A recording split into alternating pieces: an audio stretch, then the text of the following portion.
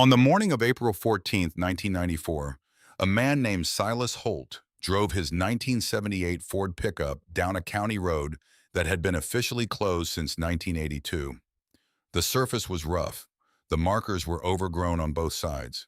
Most people in Caldwell County, Nebraska, did not know the road had ever existed.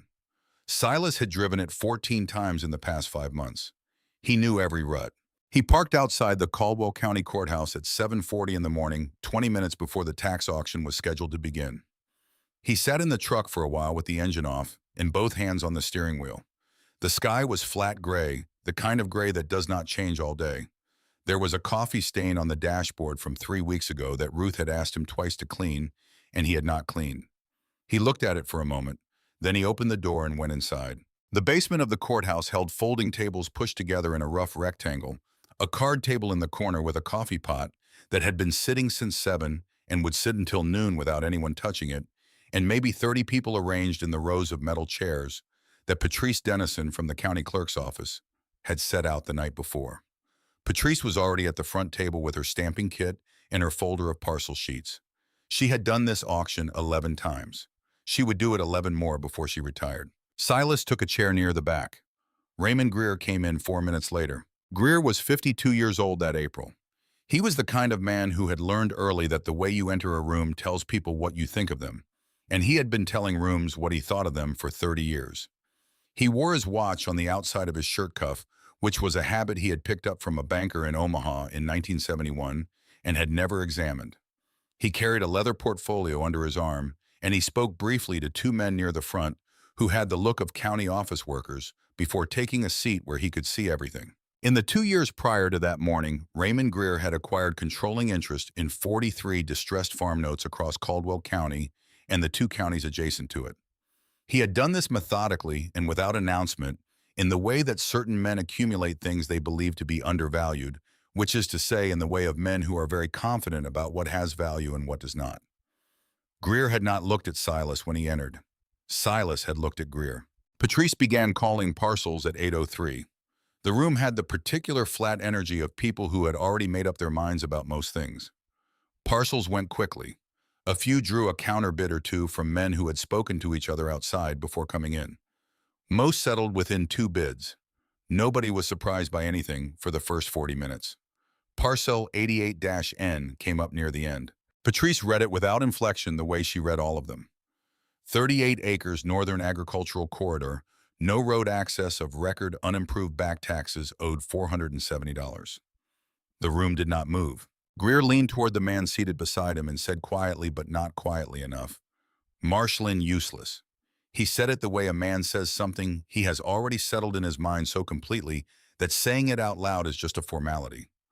The man beside him nodded once. Silas raised his hand. $340. Greer looked over. He had the smile of a man who has just watched a dog wander into the wrong yard, patient and slightly amused, not threatened in any way. He looked at Silas the way you look at something that is not a serious participant in a serious room. He did not counter. He turned back toward the front. Nobody countered. Patrice said sold 38 acres northern corridor to the gentleman in the back, $340. She stamped the deed transfer and slid it across the table. Silas signed it. He folded the receipt once along the center and put it in the inside breast pocket of his coat against his chest. Greer had already gathered his portfolio. Silas drove home on the closed county road. He did not take the long way. He never took the long way. Now let me tell you about Silas Holt, because a man who does what he did in that basement does not do it by accident. Silas had grown up on 160 acres in the southern quarter of Caldwell County, on land his father had broken in the late 1950s, and spent the next 30 years trying to hold together through drought and low commodity prices and 2 separate hail events that had taken crops he could not afford to lose. His father was a quiet man who believed the most important thing a farmer could own was not his equipment or his land, but the information nobody else had bothered to find out. He said this to Silas once when Silas was 11, standing at the fence line in early spring, looking at the neighbor's field, and Silas had not fully understood it then. He understood it now. In December of 1993, Keystone Agricultural Bank sent Silas a certified letter informing him that a disputed interest charge of $12 on his equipment line had been applied to his account, and that if the account was not brought current within 30 days, The bank reserved the right to initiate repossession proceedings on his 1978 Ford tractor, which served as the loan collateral. Silas had disputed the charge by certified letter in October. He had disputed it again in November. The bank had not responded to either letter. He was 30 years old. He had $2,400 in his checking account. He had Ruth and Clara, who was 9, and had the kind of quiet watchfulness in her eyes that made you feel she understood more than she was letting on.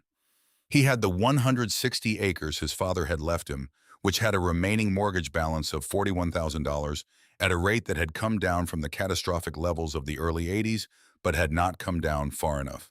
He had the tractor. He did not have a plan. What he had was a particular kind of restlessness that comes from sitting still in a house that feels smaller than it used to be, and on a Tuesday night in late November, he drove to the Caldwell County Public Library because it was the only place he could think of where the walls did not feel like they were waiting for something to go wrong. The reference section was in the back. The librarian, a woman named Dolores, who had been there since 1967, and who believed that every answer to every question a person might have in Caldwell County was somewhere in that building. If they were willing to look for it, showed him the county commission binders without being asked. She had seen the look on his face before. It was the look of a man who does not know exactly what he is looking for, but knows he is looking for something. The binders were sorted by year spines out on a shelf behind the reference desk. The checkout cards in the back pockets of most of them had 3 names or fewer across 4 decades. Silas started in 1960 and worked forward. He found the road commission records in the second binder he pulled. He almost skipped 1969. The cover was water-stained at the bottom right corner, and the binding was soft in the way of documents that had been stored somewhere with moisture for a long time. He opened it to page 51 out of habit, the way you open to the middle of a binder, to see whether anything looks worth reading from there. He read the page once, then he went back to the top and read it again. Caldwell County Road Commission, Fiscal Year 1969, CR9 Extension, Northern Agricultural Corridor. Surveyed and staked, budgeted at $127,000. Construction deferred pending county appropriations vote. Funding suspended in the spring of 1973 due to county budget shortfall. Right-of-way formally vacated for road construction purposes in 1981. He kept reading. The planned extension passed through a series of county-held tax parcels in the northern corridor. The survey notation on page 51 identified one parcel specifically, Parcel 88-N, as containing the only natural grade elevation in the entire northern watershed basin that was capable of supporting subsurface utility infrastructure installation without major regrading. The word used in the survey report was unique. The parcel number was 88-N. Silas sat with both hands flat on the table for a full minute and did not write anything down. Then he pulled a sheet of blank paper from the notepad he had brought and drew a rough map from memory, marking the county road lines in the northern corridor boundary as best he could recall them from driving the closed road in the past month. He was not certain of all the details. He marked the spot where he believed Parcel 88N sat relative to the watershed and folded the paper and put it in his shirt pocket. He came back on Thursday. He pulled the 1968 County Water Board engineering filings. They were thinner than the road commission binders and had never been checked out at all, which Dolores confirmed when he asked. He found the engineering appendix at the back of the 1968 annual report, 9 pages of technical notation that most people would not have known how to read. Silas had spent enough time around his father's surveying equipment and his father's conversations with county engineers over fence lines and drainage disputes to understand most of it. Footnote 7 was 3 sentences long. It described a natural drainage corridor crossing the northern parcels of the county's agricultural basin. It noted that this corridor was legally distinct from the road right-of-way surveyed in the CR9 extension plans. It noted that the corridor remained on the county books as a designated infrastructure easement zone, that it had not been vacated, that it had not been dissolved, and that any subsurface installation crossing the parcels within the designated zone would require a recorded surface easement agreement from the fee simple owner of the relevant parcel. Silas read footnote 7 4 times. He came back the following Thursday and pulled the 1974 county assessor records. Parcel 88-N was still listed as unimproved, still taxed separately. Back taxes accumulating at $47 per year since 1984, when the county had completed its reassessment of vacated corridor parcels. Nobody was paying them. Nobody had paid them in 10 years. The parcel was sitting in a tax file the way things sit in tax files when nobody alive has decided they matter yet. He went home and spread the hand-drawn map on the kitchen table. Ruth came in from the back room and looked at it. She was the kind of woman who could read a situation from a piece of paper the same way she could read it from a person's face quickly and without needing it explained. She looked at the map for a long moment. The kettle was on the stove. She said, "What is that?" Silas told her about the Road Commission report from 1969. The Northern Corridor, the parcel that nobody had claimed. She said, "And you think it matters?" He said, "I think it will." She looked at him for a moment and then she looked back at the map, and then she went and poured 2 cups of tea and set one beside the map and went back to the other room without pushing. Ruth never pushed. She had a quality that Silas had come to understand over 11 years of marriage was rarer than patience and harder to name, which was the ability to trust without needing the whole picture. She had extended that quality to him more times than he deserved, and he knew it. He came back to the library 2 more times before the auction. He pulled the 1971 County Infrastructure Planning Report and found 3 separate references to the Northern Corridor designation. He pulled the 1981 Road Commission vacation order and confirmed that the vacation applied only to road construction purposes and did not dissolve or transfer the drainage and infrastructure corridor designation that had been established by the Water Board in 1968. He spent 40 minutes with a Caldwell County plat map confirming as precisely as he could manage where parcel 88-N sat relative to the natural grade described in the engineering appendix. The natural grade ran directly through parcel 88N at its narrowest point, 12 feet wide, crossing 340 yards of the only viable subsurface installation path in the northern basin. The 1968 engineering report had used the word unique. Silas had come to understand exactly what that word meant in the context of infrastructure planning. Unique meant irreplaceable. Unique meant there was no other route. He put all of it in a folder he kept in the truck. He told Ruth what he was going to do a week before the auction. He told her the number he intended to bid. She was quiet for a moment and then she said, "Is that enough?" He said, "It is enough to be the only bid." She said, "You are sure nobody else has found this?" He said, "I am sure." She said, "How sure?" He said, "Because I checked the checkout cards. In 40 years, nobody has opened those binders twice." There was one more thing he had found, and he had not told Ruth about it yet. He had found it 3 months earlier in October on a Sunday evening when he had been looking through the box of her father's papers that she kept in the closet off the hallway. He had been looking for a 1989 property ledger that he believed her father had kept something that might help him track an old drainage line on the south field. He had not found the ledger, but on the bottom of the box beneath a stack of Christmas cards and a folded county map from 1977, he had found a piece of paper folded twice along crease lines that had gone soft with age. It was in the handwriting of a man he did not know. The name at the bottom of the note was Frank Alderman. He had read it once standing in the hallway with the closet light on and had not fully understood it yet. He had understood the parcel number. He had understood the phrase infrastructure easement corridor. He had folded the paper carefully along its original creases and put it in the inside breast pocket of his coat because he was going to the library the following Thursday, and he wanted to have it with him when he looked at the documents. He had been carrying it ever since. The morning after the auction, Silas came inside to find Ruth standing at the kitchen table with his coat in her hands. She had taken it to wash. She had reached into the inside breast pocket to check the pockets before she put it in the wash, which was a habit she had maintained since early in their marriage after an incident involving a check and a washing machine that neither of them ever needed to discuss again. She had found the folded receipt, and beneath the receipt she had found a piece of paper she recognized immediately. It was in the handwriting of Frank Alderman, her father's closest friend for 30 years. She had seen that handwriting on Christmas cards and birthday notes since she was a child. She did not know how it had come to be in her husband's coat. She set the coat over the back of a chair and spread the paper on the table and read it carefully. The note was dated November 12, 1981. It was written in the clean, deliberate hand of an engineer who had spent a career writing things down for people who might need to read them 20 years later. It said Parcel 88-N Northern Corridor, Caldwell County.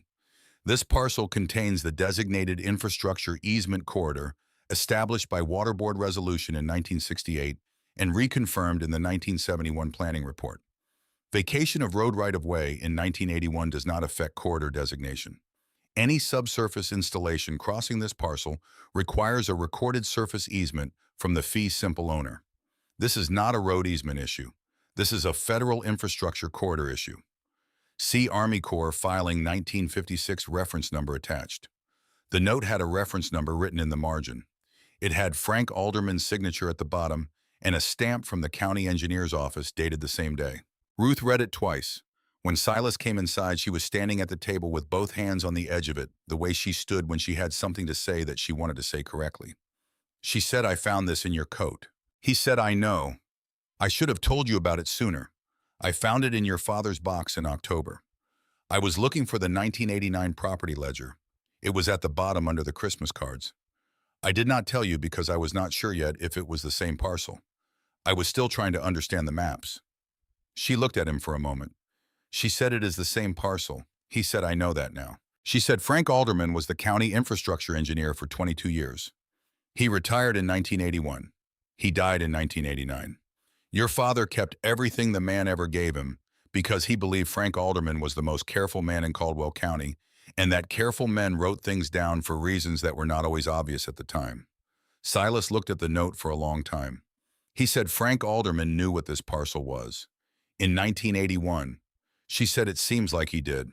He said there is an Army Corps filing from 1956. I have not found that yet. Silas picked up the note carefully and read the reference number in the margin. He sat down at the table. Ruth went and got an envelope from the kitchen drawer, the kind with a clasp. She held it open for him. He looked at her.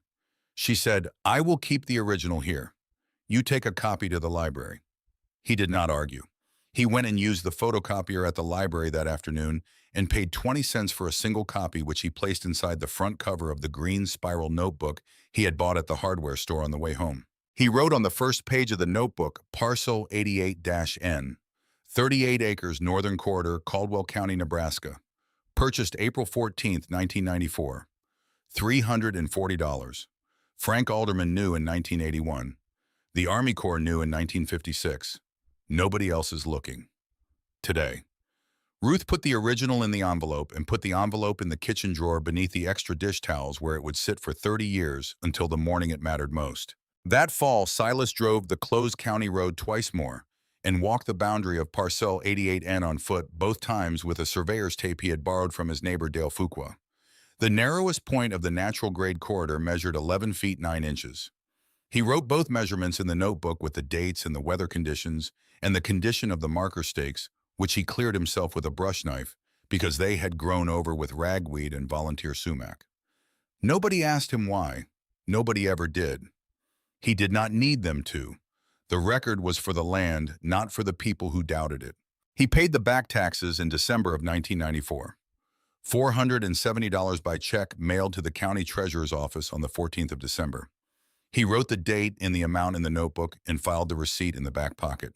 The following spring, he went back to the library and found the 1956 Army Corps of Engineers Corridor Survey. It was in the federal documents section, a thin gray binder with a government seal on the cover that had not been touched since it arrived. The survey identified the Caldwell County Northern Basin as containing a natural infrastructure corridor of federal interest, established a designated zone along the natural grade, and noted in the language of the Corps that any subsurface installation crossing the designated parcels within the zone required a recorded surface easement from the current fee simple owner. The language was nearly identical to what Frank Alderman had written in his 1981 note. Alderman had known about the Corps filing. He had known what it meant. He had written it down and given it to Ruth's father because he was the kind of man who made sure the right information was in the right hands before he retired. Silas made a copy of the relevant pages and put them in the notebook behind the photocopy of Alderman's note. He wrote on the notebook page, Army Corps 1956, Alderman 1981, Road Commission 1969, Water Board 1968. 4 separate documents from 4 separate agencies all saying the same thing. Nobody has connected them. Nobody is connecting them. The land is waiting. He closed the notebook and put it on the shelf above the kitchen desk where he kept the farm records between the 1991 tax returns and a seed catalog from 1988 that he had never thrown away. In the spring of 1995, he paid $47 in property tax on Parcel 88-N. In the spring of 1996, he paid $47. In 1997, on a Thursday afternoon in September, a young man knocked on the front door of the Holt farmhouse. He wore a pressed shirt and khaki pants and carried a clipboard with a company logo on the top sheet that Silas did not recognize. The man introduced himself as Brett said he represented a land services company with clients interested in agricultural parcels. In the Northern Corridor, said his clients had identified parcel 88N in their survey research and were prepared to offer a fair price for unimproved land with no road access. He said the number as if it were a conclusion. $9,000. Silas looked at him. $9,000 for a strip of land that had sold for 343 years prior. A strip with no road access, no improvements, no structures of any kind. A strip that had been sitting in a tax file gathering $47 a year in liability before Silas bought it. Someone was prepared to pay $9,000 for it, and the man delivering the offer was saying it the way you say something when you expect the person to be grateful. Silas said, "I appreciate you coming out." Brett said, "My clients are motivated. This is a strong offer for this type of parcel." Silas said, "I am not interested in selling." Brett nodded once and left a business card on the porch rail. Silas brought the card inside and set it on the kitchen counter. He picked up the green notebook and wrote the date in the number in the company name from the top of the clipboard, which he had read upside down while Brett was talking. Then on the line below the entry, he wrote, "They know something. 9,000 is not their ceiling. They are not sure yet what they know. Neither offer nor accept anything until you understand more than they do." He closed the notebook. Ruth was in the garden when he came back outside. She looked at him across the yard the way she looked at him when she wanted to ask a question and had already decided she would wait for him to offer the answer on his own terms. He said, "Land agent." She waited. He said no. She went back to the garden. Silas stood on the porch for a while looking north toward the county road that had been closed since 1982 toward the 38 acres of flat marshland that most people in Caldwell County would have had trouble finding on a map. He had bought it for $340. Someone had just offered him $9,000 for it and left unsatisfied. He was 34 years old and he had $2,300 in the checking account and a mortgage balance that had come down by less than he would have liked in the 3 years since the auction. He did not feel confident. He felt the particular kind of steadiness that comes not from certainty about outcomes, but from certainty about information. He had read the documents. He had copied the pages. He had walked the land and measured it himself. Whatever Brett's clients knew, Silas knew more. Whatever they were looking for, they had not yet understood exactly what they were looking at. He went inside and paid the $47 tax bill he had been meaning to mail for 2 weeks. He sealed the envelope and set it by the door. He sat down at the kitchen desk and opened the notebook again and wrote one more line below the entry. The line said, "The land does not know it is being looked at. It just holds what it has always held." He closed the notebook and turned off the desk lamp and went to find Ruth. The house was quiet. Outside, the flat gray light of a Nebraska September afternoon was settling into something darker and more permanent. The closed county road was out there somewhere in it, running north through ragweed and sumac toward a strip of unimproved marshland that the county had been taxing for 3 years at $47 annually, and that a land services company with motivated clients had just tried to buy for $9,000. There was a coffee pot in the kitchen and a green notebook on the shelf, and a woman in the garden who had not asked a single question she did not already know the answer to. Raymond Greer was in his office at Keystone Bank 11 miles south, probably looking at a different parcel entirely, probably already forgetting that the April 1994 auction had happened. Silas had been thinking about that auction every day for 3.5 years. Not with anger, not with triumph, with the quiet daily attention of a man who has planted something and does not need to watch it every hour to know it is growing. He poured a cup of coffee and sat down at the kitchen table and looked at the wall for a long time, thinking about the 1956 Army Corps survey and the footnote from 1968 and Frank Alderman writing a note by hand in November of 1981 that had traveled from a box in a dead man's closet to a kitchen drawer beneath the dish towels and had been sitting there waiting for the right moment without anyone knowing exactly when that moment would arrive. "Careful men," his father had said once. "The most consequential things a careful man does are almost always invisible to the room until the moment they are not." Silas drank his coffee. He was in no hurry at all. The years between 1997 and 2003 were not dramatic years for Silas Holt. They were the kind of years that do not announce themselves as important while they are happening. They were years of early mornings and late evenings, and the particular mathematics of farming in the high plains of Nebraska, where the margin between a good year and a bad year is often no wider than an inch of rainfall in the wrong week of July. He paid the property tax on parcel 88N every spring, $47 by check mailed in December or early January, never late. He recorded each payment in the green notebook with the date and the check number and the amount. The receipts went into the back pocket of the notebook in chronological order, held together with a rubber band that he replaced every few years when the old one cracked. He walked the boundary twice a year, spring and fall, clearing the marker stakes himself with a brush knife, measuring the narrowest point of the natural grade corridor with the same surveyor's tape he had borrowed from Dale Fuqua in 1994 and had eventually bought from him for $8 when Dale retired his equipment in 1999. He wrote the measurements in the notebook: 11 feet 9 inches, 11 feet 9 inches, 11 feet 9 inches. The land did not change. The land held what it had always held. In the spring of 1999, he went back to the library and spent a Saturday afternoon going through the county infrastructure filings from 1975 through 1985, looking for anything he might have missed. He found 2 additional references to the Northern Corridor designation in the 1977 County Planning Report and 1 reference in a 1983 budget memo that described the corridor as a protected infrastructure zone of record. He copied all 3 pages and put them in the notebook behind the Army Corps survey. He wrote in the margin 6 documents now, 6 agencies, 6 separate occasions when somebody with authority wrote down that this corridor exists and that the owner of the parcel controls access to it. Nobody has pulled these 6 documents together in the same room. I have. The offer from Brett's company in 1997 was followed by silence for 4 years. No calls, no visits, no letters. In 2001, a different man came to the door, older than Brett, wearing a sport coat that had been dry cleaned recently and carrying a business card from a company called Northern Basin Land Partners, LLC, which had an address in Lincoln that Silas wrote down after the man left. The man's name was Holloway. He said his company was conducting a regional land assessment and had identified parcel 88N as potentially relevant to future infrastructure development in the corridor. He said potentially. He said potentially twice.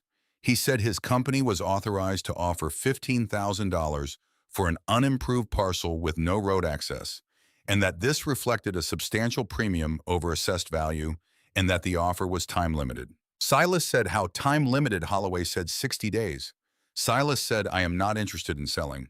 Holloway left a card. Silas wrote the company name and the number and the date in the notebook, and then spent an evening at the library looking up Northern Basin Land Partners in the Nebraska Secretary of State's corporate filings. The company had been incorporated in October of 2000. Its registered agent was a law firm in Omaha. Its stated purpose was agricultural land acquisition and infrastructure consulting. He wrote the law firm name in the notebook. He wrote they have been organized for less than a year. Someone with resources formed this company specifically for corridor acquisition. The offer is $15,000. In 1997, it was $9,000. The number is going up. The urgency is going up. Whatever they are assembling, they have not finished assembling it. In 2002, Northern Basin Land Partners made no contact. In the fall of 2003, the drought came. It had been building since July, the way droughts build in Nebraska, not as a single event, but as a slow withdrawal of something you had come to depend on. By the middle of August, the corn in the South fields had tasseled wrong, and the yields were going to be bad. By September, it was clear they were going to be worse than bad. Silas had been farming carefully for 9 years since the auction. He had paid down the mortgage. He had kept the equipment maintained without borrowing to replace things that still worked. He had a line of credit at Caldwell County Savings Bank for operating expenses that he had used in 2 of the past 9 years and repaid both times before the calendar turned. The drought changed the arithmetic. The operating line was drawn down by October. The corn yield came in at 61 bushels per acre against a break-even of 94. The bean fields came in better than expected, but not enough better. By November, the numbers on the kitchen table told a story that Silas did not want to read, but read anyway because he had learned from his father that the numbers you refuse to read are the ones that eventually read you. Keystone Agricultural Bank sent a letter in November. It was not Raymond Greer who signed it. Greer had moved up by then regional vice president Omaha office, no longer handling individual farm accounts. The letter was signed by a loan officer named Perkins.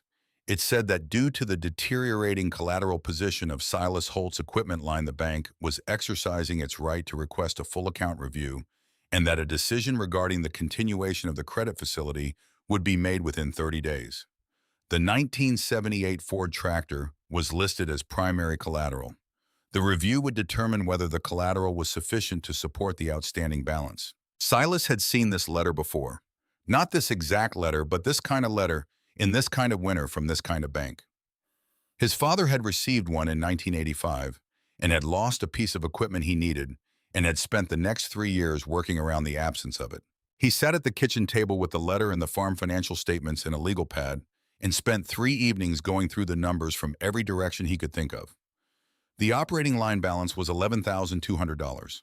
The tractor was worth $8,000, maybe $9,000, if the market was good, which the market was not. The gap between what he owed and what the collateral was worth was not large, but it was real. Perkins at Keystone was going to see the same gap when he ran the review. In the second week of December, a man named Carson came to the door. He was not from Northern Basin Land Partners. He was from a company called Mid-Continent Resource Group based in Kansas City, Missouri, and he said his company had been conducting geological and infrastructure surveys in the Northern Corridor on behalf of a private client that he was not authorized to name. He said his company had determined that Parcel 88N had significant strategic value to their client's long-term development plans. He said his client had authorized him to make a cash offer of $85,000 to be paid within 10 business days of a signed purchase agreement, no contingencies, no financing, clean title transfer. He said $85,000, the way you say a number, you expect to change everything in a room. Silas did not say anything for a moment. $85,000 would pay the operating line. It would pay the mortgage balance. It would leave money in the account. It would make the letter from Perkins at Keystone irrelevant. It would make the winter shorter and the spring lighter, and the arithmetic on the kitchen table look like a different story entirely. Carson left the purchase agreement on the porch rail and said his client's offer was open for 30 days. He drove away in a clean sedan with Missouri plates. Silas brought the purchase agreement inside and set it on the kitchen table and left it there. He went out to the equipment shed and checked the oil on the Ford tractor and tightened a belt fitting that had been loose for 2 weeks and swept the floor of the shed with a push broom in the dark for 20 minutes. He was not thinking about the tractor. He was thinking about footnote 7 in the 1968 Waterboard Engineering Appendix and the 6 documents in the Green Notebook and the Army Corps survey from 1956 that had used the word unique. He came back inside at 9 in the evening. Ruth was at the kitchen table. The purchase agreement was in front of her. She had read it. She was not going to pretend she had not read it. That was not who she was. She looked at him when he came in, and her face did not tell him anything he did not already know about the situation, which was that the situation was genuinely hard, and that they both understood it, and that there was not going to be a version of this conversation that was easy. He sat down across from her. She did not push the agreement toward him. She did not push it away. She left it between them on the table like a document that existed in neutral territory. She said, "What does it mean if you sell?" He said, "It means someone gets what they came for." She said, "And if you do not sell?" He said, "It means I have to figure out the bank." She said, "Can you?" He said, "I am working on it." She was quiet for a moment. Then she said, "You have been working on this for 9 years. The library trips the notebook, the tax payments every December. You have been working on something for 9 years, and you have not been wrong yet about what it is worth." He did not say anything. She said, "I am not telling you what to do. I am telling you what I have seen." She got up and filled the kettle and put it on the stove. She stood at the counter with her back to him for a while. Then she said without turning around, "The bank problem has a number. The notebook does not have a number yet. One of those is solvable right now. The other one might be worth more than we can see." Silas looked at the purchase agreement on the table. He picked it up. He held it for a moment. His hands were not steady, and it was not from the cold coming through the kitchen window, and he knew it. He set it back down and pushed it toward the edge of the table. He went and got the green notebook from the shelf above the kitchen desk and sat down and opened it to the page where he had listed all 6 documents. He read the list. He read the notes below it. He read the entry from 1997 and the entry from 2001. He read the line he had written after Holloway's visit. The number is going up. The urgency is going up. The number had gone from 9,000 to 15,000 to 85,000 in 6 years. Whoever Mid-Continent Resource Group was working for had spent money to survey the corridor. They had spent money to send Carson to his door with a clean purchase agreement and a 30-day window. They were not doing this for a parcel that was worth only what they were offering. He put the notebook down. He picked up the phone and called Darrell Meacham, who had been the Caldwell County Agricultural Extension agent for 20 years, and who owed Silas a favor from a situation involving a drainage easement dispute in 1999 that Silas had helped him resolve without anyone filing anything. He told Darrell he needed to understand what Mid-Continent Resource Group was and who they worked for. Darrell said he would make some calls. 3 days later, Darrell called back and said Mid-Continent was a geological consulting firm that had done corridor surveys for natural gas companies in Kansas and Missouri and had recently been retained by a company called Inland Basin Energy, which was a mid-sized pipeline development firm based in Tulsa that had been accumulating federal permits for a proposed natural gas transmission line through the Northern Plains. He said Inland Basin had been in the planning stages for several years and had recently begun the land acquisition phase for what their SEC filings described as an 83-mile transmission corridor through the Nebraska Northern Basin. Silas wrote Inland Basin Energy in the notebook. He wrote the date. Then he wrote, they are not buying a piece of land. They are building a pipeline. The corridor is not regional. It is an 83-mile federal transmission project. The parcel is not a convenience. It is a necessity. He called Perkins at Keystone Bank the following morning and asked for an appointment to discuss the equipment line. He brought the farm financial statements and a 3-year projection he had drafted by hand in the deed to the 160 acres in the deed to Parcel 88N. He sat across from Perkins in a small office that smelled like carpet cleaner and explained the situation with the drought year and the operating line balance and what he expected the following year's numbers to look like. Perkins was a young man, mid-30s, cautious in the way of loan officers who have been trained to see collateral deficiency as personal exposure. He looked at the documents for a long time without saying much. Silas said, I have a parcel in the Northern Corridor that I purchased in 1994 for $340. I have received an unsolicited cash offer of $85,000 for it in the past month. I am not accepting the offer, but I want you to understand that the asset exists. Perkins looked at him. Silas put the deed to Parcel 88-N on the desk. Perkins looked at the deed.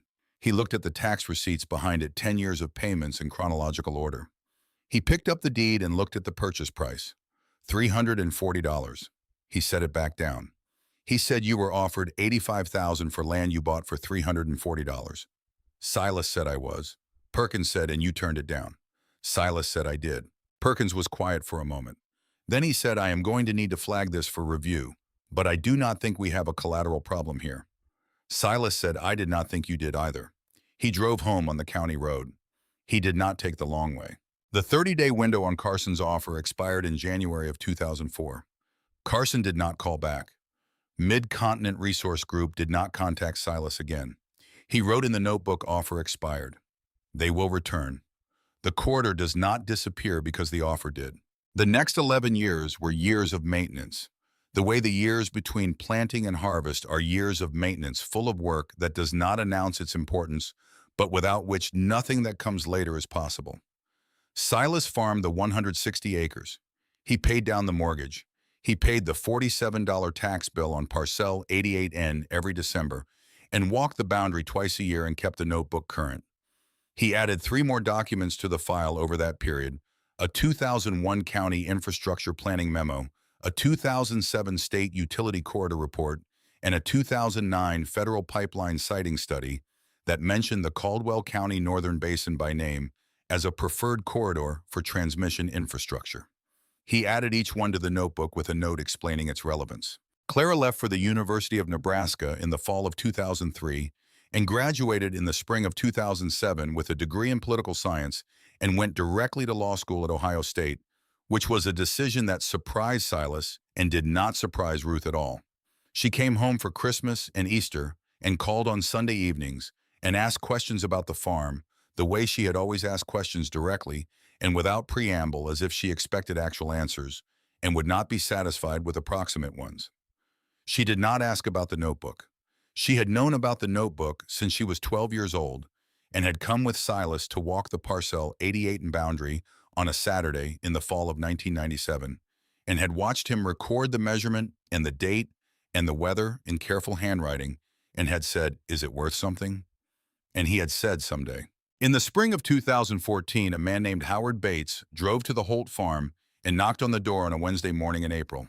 Bates was in his mid-50s, a geological engineer who had spent his career doing subsurface surveys for infrastructure companies across the Central Plains. He was not from mid-continent. He was not from inland basin. He was working independently, he said, on a corridor assessment project for a private client whose name he was not at liberty to share at this stage.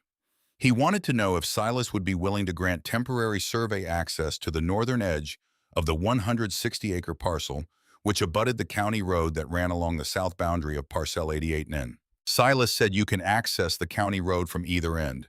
You do not need my permission for that." Bates said, "The survey point I need is on your property. Just a few hours. I can show you the coordinates." Silas said no. Bates looked at him for a moment. He was the kind of man who was accustomed to no being the beginning of a negotiation. He said, "I can compensate you for the access." Silas said, "I am not interested in compensation for access. I am interested in knowing who your client is." Bates said he was not authorized to share that. Silas said, "Then I am not authorized to share my property." Bates left a card. Silas wrote the name and the date in the notebook. He wrote, "Howard Bates, independent geological engineer, corridor assessment, undisclosed client. Needed survey access to south boundary of 88N approach point. Refused. He wants to know what is under the ground at the natural grade crossing. Someone has sent him to find out. This is not mid-continent. This is someone new or someone who has changed their name. The corridor is alive again." What Silas did not know and would not know for 10 years was what happened next. Howard Bates had been hired by a financial consulting firm in Omaha to conduct a preliminary corridor feasibility assessment on behalf of a private investor who was considering acquiring parcels in the northern basin ahead of Inland Basin Energy's anticipated land acquisition phase. The investor had heard about Inland Basin's pipeline project from a contact in the Tulsa energy sector and had decided to position himself in the corridor before the company began purchasing. The investor was looking for someone with regional knowledge who could advise him on which parcels to target and how to acquire them quietly. The financial consulting firm in Omaha had recommended Raymond Greer. Greer was 72 years old in 2014. He had retired from Keystone Bank in 2008 after the financial crisis had restructured most of what he had spent 30 years building, and he had spent the 6 years since doing what men like Greer do when they find themselves with time and contacts and a need to feel consequential. He was consulting, which in his case meant leveraging the relationships he had built over decades in agricultural finance to help investors who wanted exposure to Nebraska land without the inconvenience of understanding Nebraska land themselves. When the Omaha firm described the Northern Corridor opportunity, Greer recognized the geography immediately. He had been in Caldwell County for 30 years. He knew the Northern Basin. He had heard the word corridor come up in various contexts over the years, had heard the name Parcel 88N in at least 2 conversations that had not meant much to him at the time. He told the firm he could help.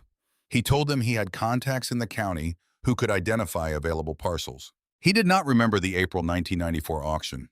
Not specifically. The man in the back row with $340 had not made an impression that lasted 20 years. He began acquiring parcels in the Northern Corridor in the fall of 2014, working through a series of LLCs incorporated in Delaware that had Nebraska registered agents and agricultural land acquisition as their stated purpose. He bought quietly, paying fair value or slightly above it, moving through the corridor from east to west, the way you work through a puzzle from the edges toward the center. By the end of 2015, he had acquired 11 parcels.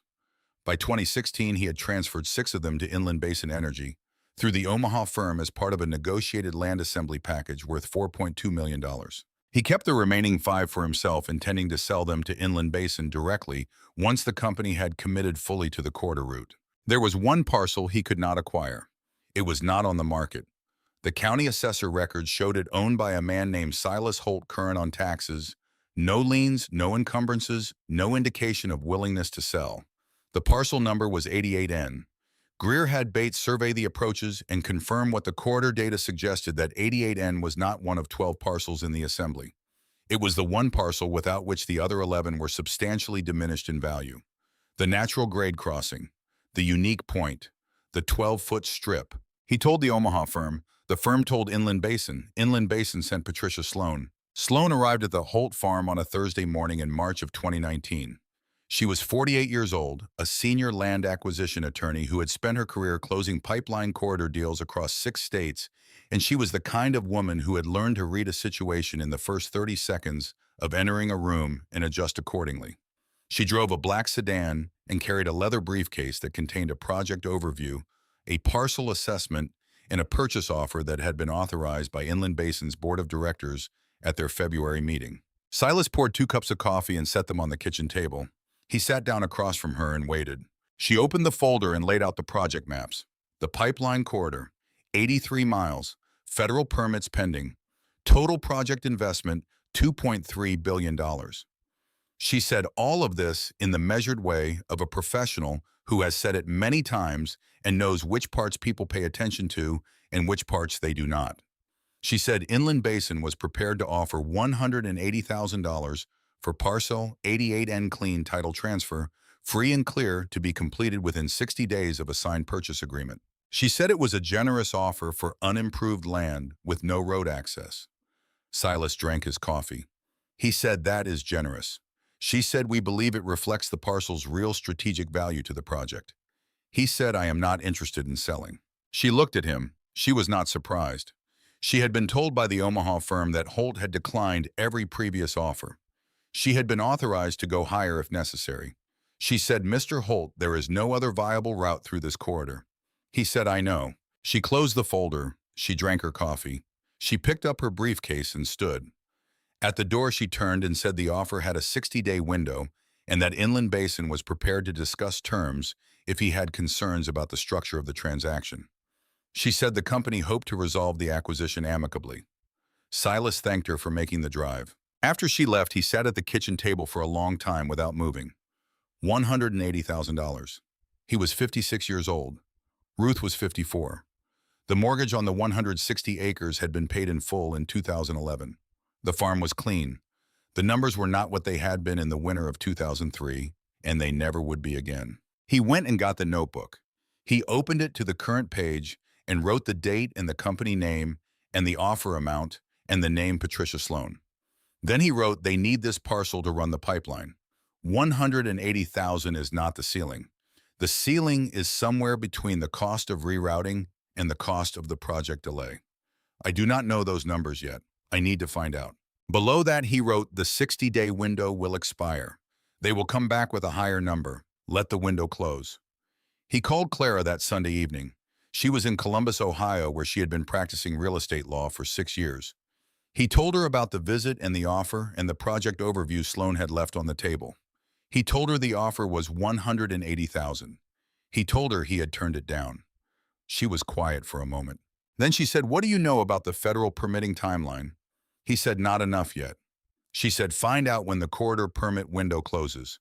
That is the number that tells you how much pressure they are actually under. He said, that is what I thought too.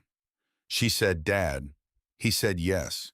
She said, have you looked at whether they filed corridor easement applications without a signed agreement from you? He said, I have not looked at that yet. She said, look at that. He looked at it. He went to the Caldwell County Courthouse and spent a Tuesday morning going through the county easement records for the northern corridor parcels. He found what he was looking for in a filing from October of 2018, 6 months before Sloan's visit. Inland Basin Energy had filed a corridor easement application for the Northern Basin transmission route that listed parcel 88N in the easement corridor description. The application did not include a signed easement agreement from the fee simple owner of parcel 88N. It included instead a notation that said easement acquisition in progress. Silas sat in the courthouse records room for a long time looking at that notation. Easement acquisition in progress. They had filed a federal corridor application on land they did not have an agreement to use. They had included his parcel in their permit application as if the agreement were a formality that would be resolved before anyone looked closely. They had submitted paperwork to a federal agency describing a right-of-way through property that he had not signed anything to give them. He wrote it in the notebook, every detail, the filing date, the application number, the notation. He wrote they filed the federal application without my agreement. They assumed acquisition was inevitable. They assumed the offer would be sufficient. They assumed I would sell because everyone who looks at this parcel sees unimproved marshland with no road access and assumes the owner will take any reasonable number. They have built their permit application on an assumption. The assumption is wrong. He drove home on the county road and pulled into the gravel drive and sat in the truck for a while looking at the farmhouse. The light was on in the kitchen. Ruth was inside. The farm was paid for. The notebook was on the shelf. The green envelope was in the kitchen drawer beneath the dish towels. Inland Basin Energy had a $2.3 billion project and a permit application and legal professionals on retainer and an Omaha firm and a Delaware LLC structure and a $4.2 million land assembly and Patricia Sloan and her leather briefcase, and a notation that said easement acquisition in progress on a parcel owned by a man who had been paying $47 a year in property taxes since December of 1994 and had never once been late. Silas got out of the truck and went inside and poured a cup of coffee and sat down at the kitchen table across from Ruth and told her about the courthouse filing and the notation and what it meant. She listened to all of it without interrupting. When he finished, she said, "So they filed first and planned to buy second." He said, "That is what it looks like." She said, "What does Clara say about that?" He said, "I am going to call her in the morning."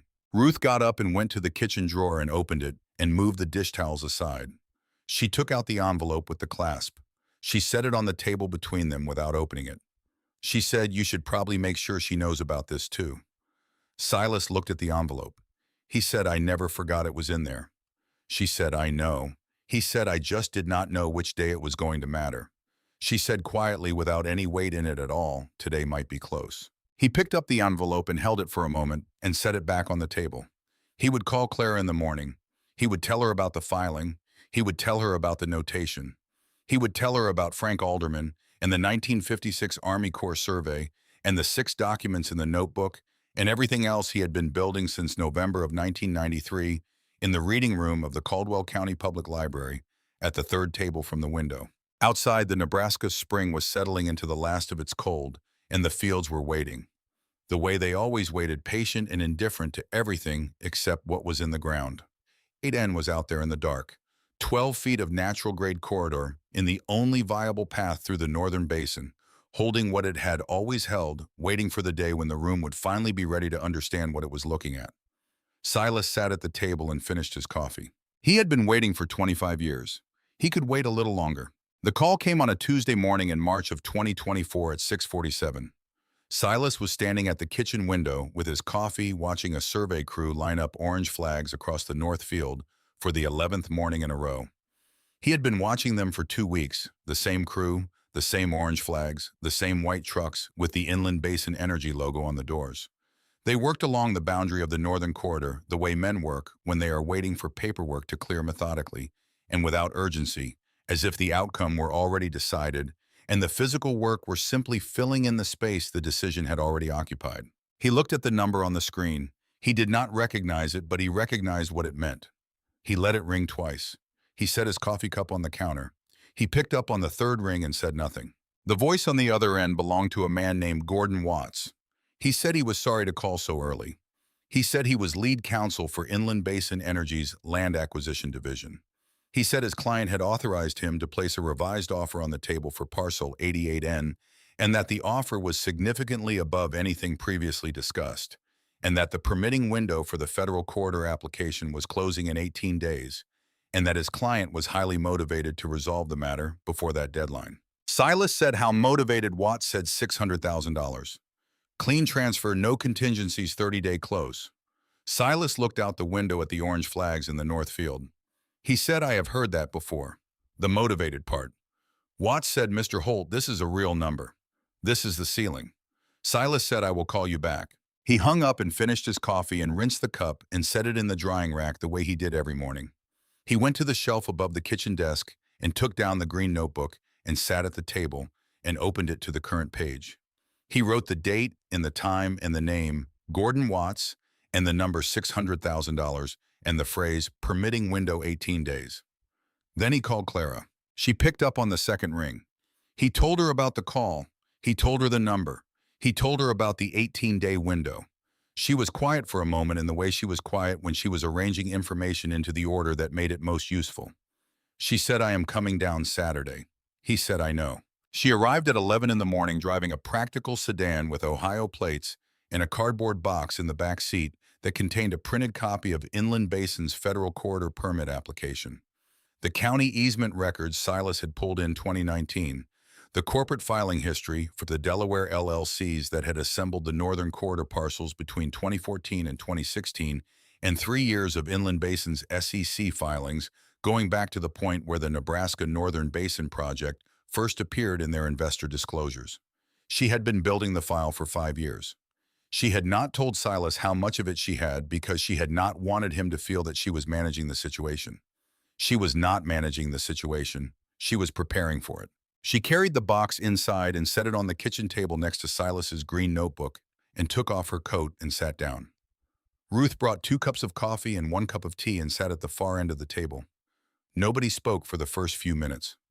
Clara opened the box and Silas opened the notebook, and for 40 minutes the kitchen was quiet except for the sound of pages turning. Clara went through the permit application twice. She went through the easement records. She cross-referenced the parcel assembly timeline with the corporate filings in the LLC registration dates. She looked at the 2019 easement application that Silas had found at the courthouse, the one with the notation that said easement acquisition in progress. She looked at it for a long time. Then she looked up. She said they filed the federal application without your agreement in October of 2018. Their first recorded attempt to actually acquire the parcel from you was Sloan's visit in March of 2019. That is a 5-month gap between filing and first contact. He said, "I know."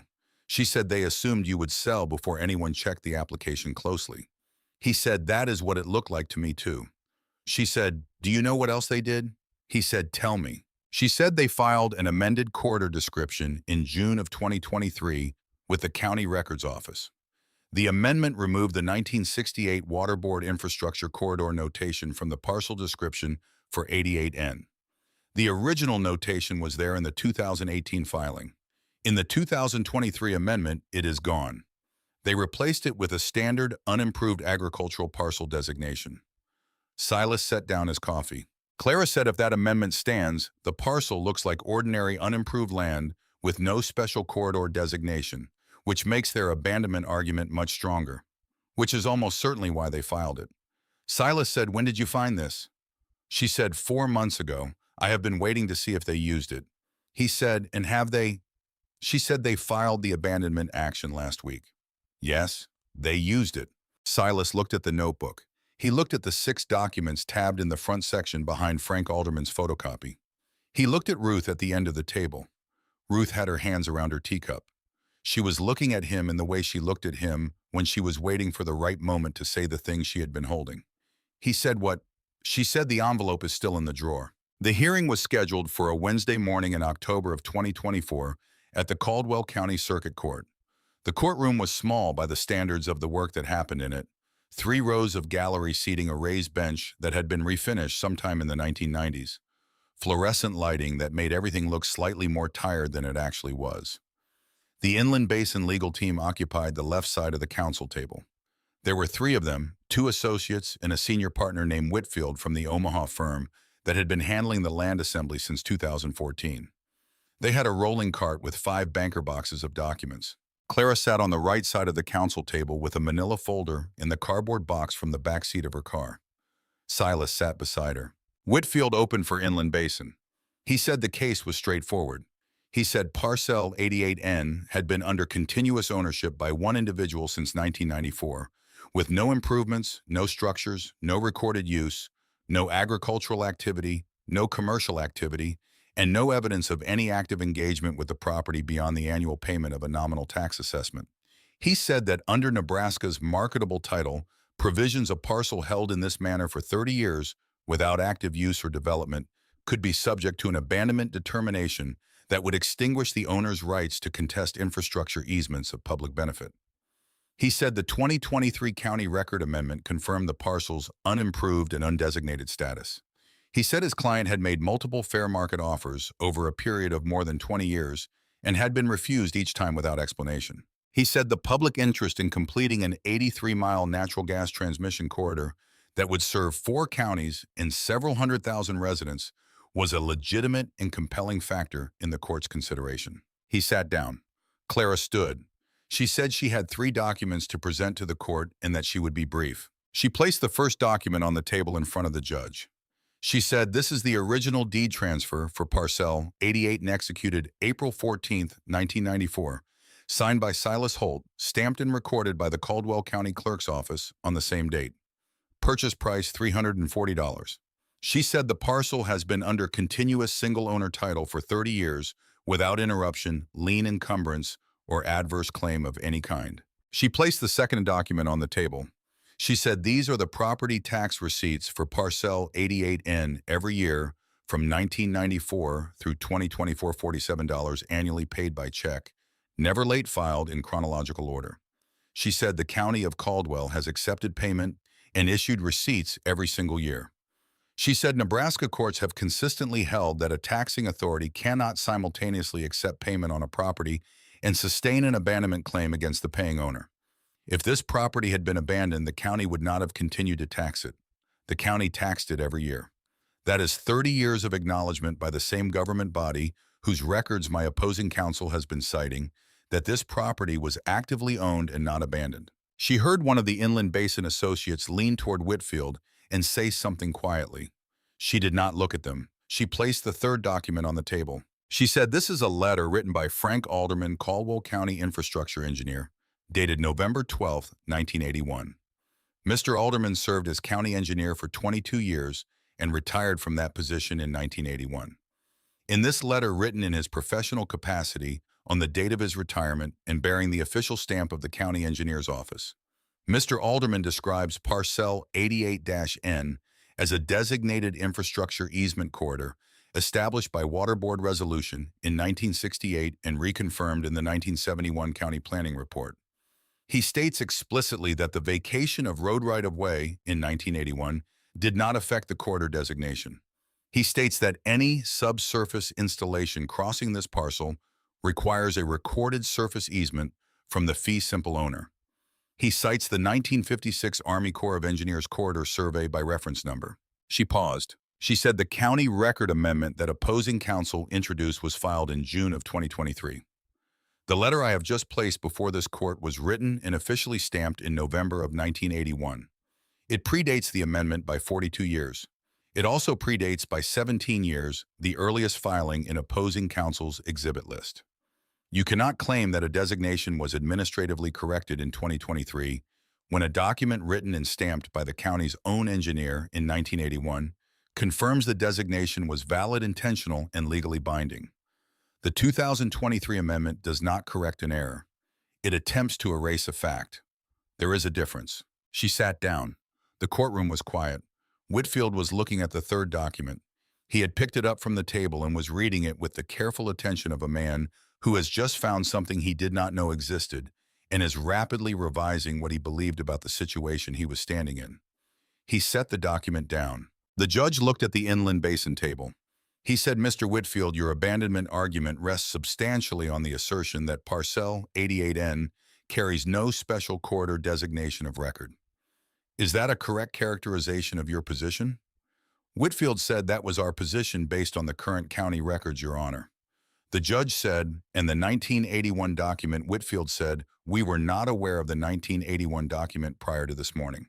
The judge looked at him for a moment. Then he looked at the document again. He said, "This document bears the official stamp of the county engineer's office, dated November 12, 1981. It was written by the person holding that office on the date of his retirement. It describes a specific legal designation for a specific parcel with a specific reference to federal authority. This is not an ambiguous document." He looked at Clara. He said, "You are representing the fee simple owner of the parcel in question." She said, "I am." He said, "And the owner has been in continuous possession current on taxes for 30 years. She said, "Yes, Your Honor. Every year, every payment, every receipt." The judge ruled in 4 minutes. He said the abandonment claim was not sustainable under the evidence presented. He said the 1981 document established a clear and official corridor designation that was not extinguished by the 2023 County Record Amendment, which he described as an alteration of record that would require separate examination by the county attorney's office. He said the fee simple owner's rights to the parcel and to the corridor designation within it were intact. He dismissed the abandonment action. Whitfield was on his phone before the gavel came down. Silas sat at the council table and did not move for a moment. He was looking at the third document, the letter with Frank Alderman's signature, and the county engineer's stamp, which Clara had picked up and slid back into the manila folder. He was thinking about Ruth finding the paper in the coat on the morning of April 15, 1994, and reading it carefully at the kitchen table, and getting the clasp envelope from the drawer, and keeping the original for 30 years beneath the dish towels, without ever being asked to, and without ever making a point of it. He thought about his father standing at the fence line in the early spring when Silas was 11 years old, saying that the most important thing a farmer could own was not his equipment or his land, but the information nobody else had bothered to find out. He thought about the third table from the window in the Caldwell County Public Library reading room, and the water-stained cover of the 1969 Road Commission binder, and footnote 7 in the 1968 engineering appendix, and the particular silence of a room where nobody else has pulled the same documents in 40 years. Clara put her hand on his arm briefly and then began putting papers back into the box. She was already thinking about the next step. That was who she was. She had been that way since she was 9 years old, walking the boundary of a marsh parcel on a Saturday in the fall, asking questions and waiting for real answers. Gordon Watts called her cell phone at 4:15 that afternoon. He said his client was prepared to discuss easement terms. She said she had already drafted them. She told him the terms: a permanent surface easement 60 feet wide along the northern grade of parcel 88 nin. Monthly payments of $5,200 adjusted for inflation every 5 years at a rate tied to the Consumer Price Index. The agreement fully transferable to Silas Holt's heirs in perpetuity. No buyout clause. No expiration date. No termination provision for any reason short of physical destruction of the natural grade which the easement itself would prohibit. Watts said the monthly structure is unusual for a corridor easement. Clara said it is the structure my client is offering. Watts said the inflation adjustment compounds significantly over time. Clara said that is the point. Watts said he would need to consult with his client. He called back in 2 hours and said Inland Basin accepted the terms. His voice had the flat quality of a man who is accustomed to winning and has just spent 2 hours adjusting to something else. Clara called Silas from the parking lot of the courthouse. He picked up and she said, "We got it. All of it." He said, "Good work." He hung up. Ruth looked at him from across the kitchen. He looked back at her. She put the kettle on. The signing was held at the Caldwell County Clerk's office on a Thursday morning in November of 2024. Silas arrived at 9:15 in his truck. Clara arrived 2 minutes later. The Inland Basin representatives arrived at 9:20. Watts and a junior associate and a notary the company had hired from the county seat. Whitfield was not present. Silas had not expected him to be. They sat at a table in the records room, the same building where Patrice Dennison had run the tax auction 30 years before, the same building where Silas had stood at the counter in 2019 and read the corridor easement application with the notation that said, "Easement acquisition in progress." The notary set up her kit. The associate produced the signed easement agreement, 12 pages tab for signatures in 5 places. Silas read it once from the beginning. He was not a fast reader, but he was a careful one, and he did not sign things he had not read. It took him 14 minutes. Clara sat beside him and said nothing. Watts sat across the table and said nothing. The notary waited. He signed in 5 places. The notary stamped each page. The associate collected the copies, and the clerk filed the original. The transaction took 11 minutes from the moment Silas picked up the pen. He walked out to the truck and opened the passenger door and took his coat from the seat and reached into the inside breast pocket and took out the receipt. The original deed transfer receipt from April 14, 1994, folded once along the center crease. The paper had gone soft at the fold from 30 years of being opened and closed and put back in the same pocket. He held it for a moment in the November light. He opened the green notebook to the last blank page. He wrote one line, "The land held, so did we." He closed the notebook. Clara came out of the building and stood beside him at the truck. She looked at the notebook in his hand. She said, "What did you write?" He opened to the last page and turned it toward her. She read it. She did not say anything for a moment. Then she said, "That is enough." He said, "It always was." She looked at the notebook a moment longer. Then she said, "What did Frank Alderman know, do you think?" When he wrote that letter in 1981, Silas thought about it. He said, "I think he knew the corridor designation was going to matter someday. He did not know when. He did not know to who. He just made sure it was written down by someone with authority to write it in a form that would survive the people who might prefer it did not exist. That is what careful men do." She said, "And Grandpa kept it." He said, "Your grandmother kept it." She was quiet for a moment. Then she said, "I did not know the original was in that drawer until she put it on the table in front of me." He said, "I know." She said, "Did you know it was there?" He said, "I knew where she kept things." She said, "That is not the same as knowing." He said, "No, it is not." He put the receipt back in the inside breast pocket of his coat. He put the notebook on the seat of the truck. He looked north toward the county road that had been officially closed since 1982 and that he had driven for the last time in the early spring when the ground was still cold and the marker stakes were clear and the natural grade corridor sat where it had always sat, 12 feet wide and 340 yards long and irreplaceable, in the only way that a piece of ground can be irreplaceable, which is by being the only one of its kind. Clara said she would drive back to Columbus in the morning. She had a case on Monday and a client call on Friday, and a life in Ohio that had been arranged around a profession she had chosen in part because of a green notebook on a shelf above a kitchen desk, and a father who walked the same boundary twice a year and wrote measurements in careful handwriting and never seemed to doubt that it would matter eventually. She hugged him in the parking lot and got in her car, and he watched her drive away, and then he got in the truck and drove home on the county road. 3 weeks later, on a Tuesday morning in the third week of November, a brief article appeared on page 4 of the Caldwell County Courier. It said that Inland Basin Energy had finalized a corridor easement agreement with a private landowner in the Northern Basin, resolving the final outstanding land acquisition in the company's 83-mile natural gas transmission project. The article quoted the company's communications director as saying the project was on track for construction to begin the following spring. The article did not name the landowner. It did not describe the terms of the agreement. It was 3 paragraphs long, and there was a photograph of the Inland Basin project map with the corridor route marked in red. Silas read it at the kitchen table with his morning coffee.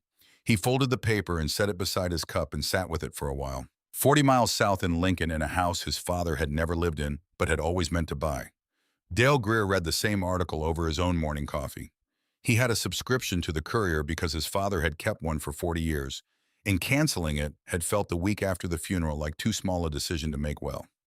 He read the article twice. He set it down. He looked out the window for a while at nothing in particular. His father had told him once near the end that the Northern Basin deal had been the best work of his career, that he had identified the bottleneck before anyone else, that he had delivered corridor intelligence that a $2.3 billion company could not assemble on its own. Dale had believed him. He had no reason not to. He picked up the article again and looked at the name of the county and the description of the parcel and the phrase private landowner and set it back down. He did not know the name Silas Holt. He did not know about the green notebook or the library or the third table from the window. He knew only what his father had told him, and his father, it turned out, had known only what he had been paid to know. There is a particular kind of quiet that comes from realizing that the story you were given was missing its most important chapter. Dale sat with that quiet for a long time. Then he got up and washed his cup and went to work. What the Courier article did not contain, and what it would not report until the following spring, was the information that Claire had uncovered during the discovery process that followed the October hearing. When the judge ordered the county attorney's office to examine the 2023 record amendment that Inland Basin's legal team had filed to remove the corridor designation from Parcel 88N, the examination opened a chain of documentation requests that eventually led back to the Omaha consulting firm, and from there to the name Raymond Greer. Raymond Greer had died in the spring of 2021. He was 79 years old. He had spent the last years of his life in a retirement community outside Lincoln, where people who had known him in his Keystone Bank years came occasionally to play cards, and where he spoke sometimes about his days in agricultural finance, with the selective memory of a man revising a story he has told too many times. He had not spoken about the Northern Corridor Project, or the Delaware LLCs, or the $4.2 million parcel assembly. He had not spoken about Howard Bates or the Omaha firm, or the meeting in 2014 where someone had described parcel 88N to him, and he had heard the name of the parcel without recognizing it from a folding chair in a county basement 30 years before. What the discovery process revealed was that in 2019, in the weeks following Patricia Sloan's visit to the Holt farm, Raymond Greer had submitted a supplementary consulting invoice to the Omaha firm for what he described as corridor intelligence services related to the Northern Basin Land Assembly. The invoice was for $340,000. The Omaha firm had paid it. The payment had been recorded in the LLC transaction records that Inland Basin was required to produce in discovery. $340,000. Clara found this on a Tuesday evening in her Columbus office going through the third box of discovery documents. She sat with it for a long time. She called Silas. He picked up and she told him the number. He was quiet. She said, "Do you understand what he sold them?" He said, "Tell me." She said he sold them the detailed geological assessment from Howard Bates. He sold them the parcel identification. He sold them the corridor intelligence that told them 88N was the bottleneck. He had Bates do the survey work in 2014, and then he sold the results to Inland Basin in 2019 after they had already been paying him for the land assembly for 3 years. He sold them a roadmap to your front door. Silas said, "How much did he get for it?" She said, $340,000. Silas said nothing for a moment. Then he said, "I bought the parcel for $340. He sold the information about it for $340,000. She said yes. He said he never knew what was in those files. He knew the parcel had value, but he did not know why. He knew the corridor mattered, but he could not have told you which of the 6 documents made it so. He sold the location without understanding the foundation." Clara said, "That is exactly right." Silas said, in the 2023 record amendment, she said the discovery documents suggest the Omaha firm filed it on behalf of an Inland Basin subsidiary after their lawyers determined that the corridor designation was the primary obstacle to the abandonment claim. They needed the designation removed from the record to make the legal argument work. They paid for information that pointed them at the parcel, and then they tried to erase the document that explained why the parcel mattered. Silas sat with that for a while. He said your grandmother kept a letter in a kitchen drawer for 30 years that a retired engineer wrote on the last day of his job because he wanted to make sure someone would know the truth when it mattered. Clara said yes. He said, and a man who laughed in a county basement in 1994 ended up paying $340,000 for information I found for free in a library. Clara said yes. He said, "Tell me what the last line of the discovery summary says." She read it to him. Raymond Greer Consulting Payment, Northern Basin, Corridor Intelligence Services, August 2019, $340,000, paid in full. Silas said, "Thank you, Clara." He hung up. He went to the shelf and took down the green notebook and brought it to the kitchen table. He opened to the last page to the single line he had written in the parking lot of the county clerk's office on the November morning after the signing. The land held. So did we. Then he turned to a fresh page and wrote 2 more lines below it. The first said, Raymond Greer paid $340,000 for information I found in a library in 1993. I paid $340 for the land that held it. The second said, he bought what he was told. I read what I found. There is a difference. There has always been a difference. He closed the notebook and set it on the shelf above the kitchen desk between the 1991 tax returns and the 1988 seed catalog he had never thrown away. Ruth was in the other room. The house was quiet the way a farmhouse is quiet in November, the particular quiet of something that has finished one season and is not yet thinking about the next. The fields were done. The equipment was put up. The $47 in property tax on Parcel 88N was already sitting in a sealed envelope on the counter addressed to the county treasurer, which he would mail on the 14th of December, the way he had mailed it every year since 1994. Except that starting in December of 2024, the parcel was also generating $5,200 a month adjusted for inflation every 5 years, transferable to his heirs with no buyout clause and no expiration date. He stood at the kitchen window for a while looking north. The orange flags were gone from the north field. The survey crew had packed up and moved on. The field was empty the way fields are empty in November, patient and flat, and holding everything that was in it without making a show of it. Somewhere out past the North Field and the closed county road and the ragweed and the volunteer sumac parcel 88N sat in the dark the way it had always sat, 12 feet wide at its narrowest, 340 yards, across the only natural grade in the northern basin that could do what it could do, holding the designation that Frank Alderman had written down in careful handwriting on a November afternoon in 1981, because he was the kind of man who made sure the right information was in the right hands before he walked out the door for the last time. Some things last because someone is careful enough to write them down. Some things last because someone else is careful enough to keep what was written. Silas had been the man who read the documents. Ruth had been the woman who kept the original. Clara had been the one who knew which document to place on the table at the right moment. Frank Alderman had been the engineer who wrote the letter. Ruth's father had been the man who kept the box. His own father had been the one who told an 11-year-old boy standing at a fence line in the early spring that the most important thing a farmer could own was not his equipment or his land, but the information nobody else had bothered to find out. It had taken all of them. Silas turned off the kitchen light and went to find Ruth. The house was quiet. Outside, the Nebraska winter was coming down from the north the way it always came, steady and without apology, settling over the fields and the county roads and the closed road that ran north toward a strip of unimproved marshland that the county taxed every year at $47, and that a retired engineer had described on the last day of his working life as something that would matter when the right person finally understood what it held. The right person had understood. He had just needed 30 years and 6 documents, and a woman who kept things in a kitchen drawer beneath the dish towels, and a daughter who knew which question to ask and when to ask it. $340. Nobody laughed twice.